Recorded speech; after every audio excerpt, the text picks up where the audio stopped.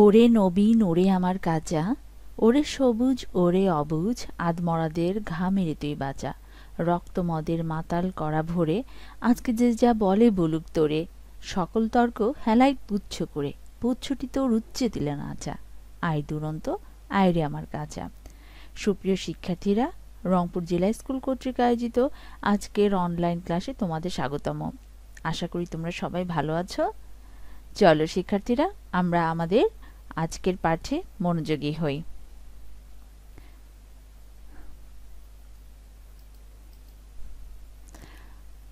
আমি জান্নাতুল ফেরদৌস, সহকারী শিক্ষক বাংলা। শিক্ষার্থীরা, তোমরা এখানে লক্ষ্য করো, এখানে তিনটা ছবি রাখা আছে।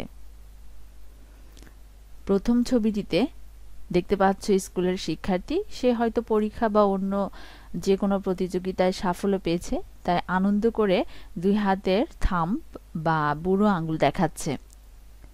দ্বিতীয় ছবিটিতেও আমরা একটা কিশোরকে দেখতে পাচ্ছি, সে তার সাফল্যের খুশিতে দুই মুষ্টিবদ্ধ হাত উপরে তুলেছে। তৃতীয় ছবিটিতে দেখা যাচ্ছে গ্রামের দুরন্ত কিশোররা আনন্দে দুই হাত উপর উত্তোলন করেছে। এখানে কি বুঝতে পারছো তোমরা? এখানে দেখা যাচ্ছে এই কৈশোরকালীন সবার আনন্দের ভাষা যেন একত্র হয়ে গেছে, একইভাবে প্রকাশ পাচ্ছে, আর এইটাকে আমরা বলতে পারি কৈশোরের দুরন্তপনা। তাহলে বলো তো, আজকে আমাদের পাঠ শিরোনাম কি? হ্যাঁ, তোমরা ঠিকই ধরেছ, পড়ে পাওয়া। পড়ে পাওয়া গল্পটির লেখক বিভূতিভূষণ বন্দ্যোপাধ্যায়। চলো আমরা লেখক সম্পর্কে জেনে নিই। বিভূতিভূষণ বন্দ্যোপাধ্যায় 1894 খ্রিস্টাব্দে 24 পরগনা জেলার মুরারিপুর গ্রামে জন্মগ্রহণ করেন। দারিদ্র্যের মধ্যে লেখকের বাল্য ও কৈশোরকাল কেটেছে। যখন তিনি 1918 সালে এম.এ. পড়েন, তখন কলকাতা বিশ্ববিদ্যালয়ে তিনি অধ্যয়ন করছিলেন। তার প্রথম স্ত্রী মারা গেলে তার পড়াশোনা স্থগিত হয়ে যায়। তিনি তার বর্ণাঢ্য জীবনে স্কুলের শিক্ষকতা সহ বিভিন্ন পেশা অবলম্বন করেন। তিনি বাংলা সাহিত্যের অন্যতম কথা সাহিত্যিক হিসেবে সমধিক পরিচিত। তিনি একাধারে ছোট গল্প, উপন্যাস, দিনলিপি, ভ্রমণ কাহিনী ইত্যাদি লিখেছেন। আর এসবের মাধ্যমেই তিনি তার জীবনে স্বাচ্ছন্দ্য খুঁজে পেয়েছেন। তার রচনাসমূহ প্রকৃতি ও মানব জীবনের এক অখণ্ড অবিচ্ছিন্ন সত্তায় সমাদৃত।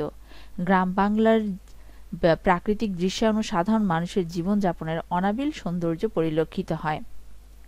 তার বিখ্যাত উপন্যাস পথের পাঁচালী, অপরাজিতা, এছাড়াও রয়েছে আরণ্যক, ইছামতি। তার অন্যান্য সাহিত্যের মধ্যে রয়েছে মেঘমল্লার, মৌরি ফুল, তৃণাঙ্কুর, স্মৃতির রেখা, চাঁদের পাহাড়, মিশমিদের কবচ ইত্যাদি। এই গুণী সাহিত্যিক 1950 খ্রিস্টাব্দে মৃত্যুবরণ করেন। এখন আমরা পড়ে পাওয়া গল্পটির কিছু কিছু অংশ পড়ব। তোমরা বইটি খুলে সামনে রাখো এবং আমার সাথে মিলিয়ে নাও। আমি পড়ছি, তোমরা একটু দেখে নাও। কালবৈশাখীর সময়টা আমাদের ছেলেবেলার কথা। বিধু, সিধু, নিধু, তিনু, বাদল এবং আরও অনেকে দুপুরের বিকট গরমের পর নদীর ঘাটে নাইতে গিয়েছি। বেলা বেশি নেই। বিধু আমাদের দলের মধ্যে বয়সে বড়। সে হঠাৎ কান খাড়া করে বললে, ওই শোন। আমরা কান খাড়া করে শুনবার চেষ্টা করলাম। কিছু শুনতে বা বুঝতে না পেরে বললাম, কি রে? বিধু আমাদের কথার উত্তর দিলে না, তখনও কান খাড়া করে রয়েছে। হঠাৎ আবার সে বলে উঠল, ওই ওই শোন, আমরাও এবার শুনতে পেয়েছি। দূর পশ্চিম আকাশে ক্ষীণ গুড়গুড় মেঘের আওয়াজ। নিধু তাচ্ছিল্যের সঙ্গে বললে, ও কিছু না। বিধু ধমক দিয়ে বলে উঠল, কিছু না মানে? তুই সব বুঝিস কিনা? বৈশাখ মাসে পশ্চিম দিকে ওরকম মেঘ ডাকার মানে তুই কিছু জানিস? ঝড় উঠবে, এখন জলে নামবো না। কাল বৈশাখী, আমরা সকলে ততক্ষণে বুঝতে পেরেছি ও কি বলছে। কালবৈশাখী ঝড় মানেই আম কুড়ানো। বারুজ্জেদের মাঠের বাগানে চাঁপাতলির আম এই অঞ্চলে বিখ্যাত। মিষ্টি কি এই সময় পাকে। ঝড় উঠলে তার তলায় ভিড়ও তেমনি। যে আগে গিয়ে পৌঁছাতে পারে তারই জয়, সবাই বললাম। তবে থাক, কিন্তু তখনও রোদ গাছপালার মাথায় দিব্যি রয়েছে। আমাদের অনেকের মনে সন্দেহ তখনও দূর হয়নি।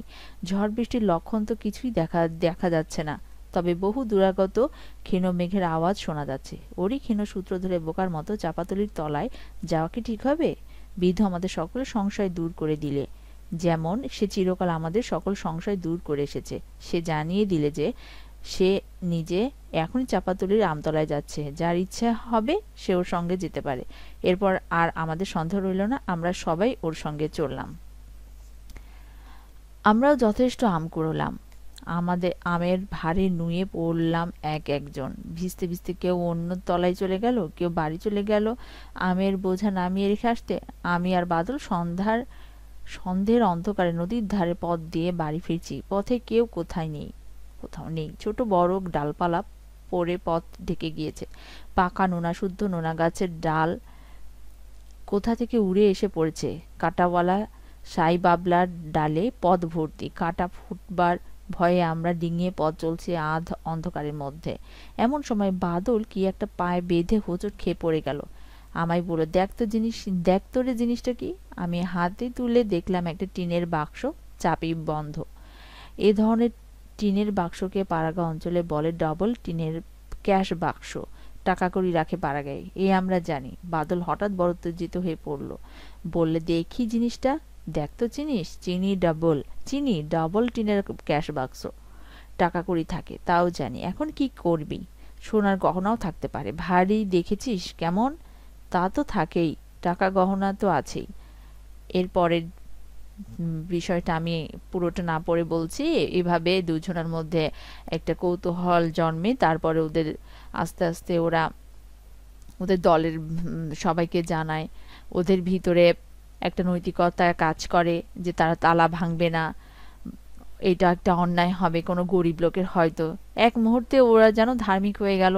তারপরে ওদের দল লিডার যে, তাকে বলল, বিধু, বাদল, সবাই মিলে আর কি তারা একটা উদ্ভাবনীমূলক কাজ করলো যে আমরা এই জায়গায় জায়গায় লিখে রাখলো আর কি, যে নদীর ঘাটে এভাবে লিখে রাখলো যে কারো যদি কোনো ক্যাশ বাক্স হারিয়ে গিয়ে থাকে তাহলে আমাদের সাথে যোগাযোগ করেন। এভাবে দুজন লোকও এসেছিল, কিন্তু তাদের ওই কিশোররা তাদের নীতিতে অটল, তারা তাদের দেয়নি। হঠাৎ অম্বরপুর চরের কাপালিরা নিরাশ্রয় হয়ে গেল। এভাবে দেখা গেল যে তারা অসহায় হয়ে পড়েছে। তারা তখন অম্বরপুর গ্রামের কাপালি নামে তারা পরিচিত। একদিন চণ্ডী মণ্ডপে একটা লোক এসে, আমি এখান থেকে আবার পড়ছি, দেখো। একদিন বিকেলে আমাদের চণ্ডী মণ্ডপে একটা লোক এলো। বাবা বসে হাত বাক্স সামনে নিয়ে জমাজমির হিসেব দেখছে। গ্রামের ভাদুই কুমোর কুয়ো কাটানোর মজুরি চাইতে এসেছে। আরো দু একজন প্রজা এসেছে খাজনা পত্র দিতে। আমরা দুই ভাই বাবার কান কড়া শাসনে বইয়ের পাতা উল্টাচ্ছে। এমন সময় একটা লোক এসে বললে, দণ্ডবদ্ধ হই ঠাকুরমশাই। বাবা বললেন, এসো, কল্যাণ হোক। কোথা থেকে আসা হচ্ছে? আগে অম্বরপুর থেকে। আমরা কাপালি। বসো, কি মনে করে? তামাক খাও, সাজো। লোকটা তামাক সেজে খেতে লাগলো। তারপর সে করুণ কাহিনী, তাদের যে একটা সচ্ছল পরিবার ছিল, সংসার ছিল, কিভাবে তাদের ওই বাক্সটা হারিয়ে দৈন্য দশার মধ্যে পড়েছে, সেই গল্পটা বলতে থাকলো। তখন তাদের মধ্যে একজন কিশোর তার বন্ধুদেরকে জুটিয়ে সে লোকটাকে তার বাক্সটি ফেরত দিল। এই হচ্ছে এই গল্পটি। তাহলে আমরা দেখতে পাচ্ছি আলোচ্য পরে পাওয়া গল্পটি বিভূতিভূষণ বন্দ্যোপাধ্যায়ের নীলগঞ্জের ফালমন সাহেব গ্রন্থ নামক কিশোর গল্প থেকে সংকলিত হয়েছে। পাঠের শুরুতে তোমাদের যে আমি রবীন্দ্রনাথ ঠাকুরের একটি কবিতা দিয়ে শুরু করেছিলাম, সেই কবিতার নাম সবুজের অভিযান। সেই কবিতায় কিশোরদেরকে সকল পার্থিব বন্ধুরতা কণ্টকাকীর্ণ পথ পাড়ি দিয়ে সামনে দীপ্ত মনে কিভাবে এগিয়ে যাওয়ার আহ্বান করা হয়েছে সেখানে আছে। আর এই গল্পটিতেও দেখা যাচ্ছে গল্পের কিশোর চরিত্রগুলো তাদের কুড়িয়ে পাওয়া ডবল টিনের ক্যাশ বাক্স পেয়েছে, যা তাদের কাছে সেটা অর্থের ভাণ্ডারের মতো মনে হচ্ছে, অথচ তারা তাদের নিজেদের লোভ সংবরণ করে তাদের বয়সের চেয়ে অনেক বেশি দায়িত্বশীলতার ও সততার পরিচয় দিয়েছে। তাদের সকলের নৈতিক অবস্থার দিক দিয়ে ঐক্যের পরিচয় পাওয়া যাচ্ছে, যা আগামী দিনের ভবিষ্যৎ প্রজন্মের মানবিকতাবোধ, চারিত্রিক দৃঢ়তার বিকাশ পাঠক সমাজকে আকৃষ্ট করছে। কিশোররা যখন একতাবদ্ধ হয়ে কোনো সিদ্ধান্ত গ্রহণ করে, তখন তারা তাদের মধ্য থেকে সবচেয়ে বেশি বুদ্ধিমান ও বিবেচক যে তাকেই সবাই মান্য করে ও বিশ্বাস স্থাপন করে, যা গল্পের একটি বিশেষ দিক। এখানে দরিদ্র, অসহায়, সম্বলহীন মানুষের প্রতি যে একটা ভালোবাসার বহিঃপ্রকাশ সুন্দর করে ফুটিয়ে তুলেছেন লেখক, সেটা সত্যি অকল্পনীয়। চলো শিক্ষার্থীরা, এখন আমরা আলোচ্য গল্পের কিছু শব্দার্থ জেনে নিই। দিব্যি, চমৎকার বা আশাতীতভাবে, সংশয়, সন্দেহ বা দ্বিধা, অনাদৃত, অবহেলিত বা উপেক্ষিত, বিচুলি গাদা, ধানের খড়ের স্তূপ, অপ্রতিভভাবে, বিব্রত বা লজ্জিতভাবে, পত্রপাঠ, বিদায়, তৎক্ষণাৎ বিদায়, চৌকিদার, প্রহরী, কাপালি, তান্ত্রিক হিন্দু সম্প্রদায়, আড়ি, ধান, গম ইত্যাদির পরিমাপ বিশেষ, ধান মাপার বেতের ঝুড়ি বা পাত্র। এখন তোমাদের জন্য রয়েছে একক কাজ। প্রথম প্রশ্নটি হচ্ছে, বিভূতিভূষণ বন্দ্যোপাধ্যায়ের পৈতৃক নিবাস কোথায়? 2 নম্বর প্রশ্ন হচ্ছে, পড়ে পাওয়া গল্পটির কিশোর চরিত্রগুলোর নাম লেখো। 3 নম্বর প্রশ্ন হচ্ছে, পড়ে পাওয়া গল্পটিতে কোন জিনিস হারিয়ে যায়? 4 নম্বর প্রশ্ন হচ্ছে, কাপালি কাদের বলা হয়?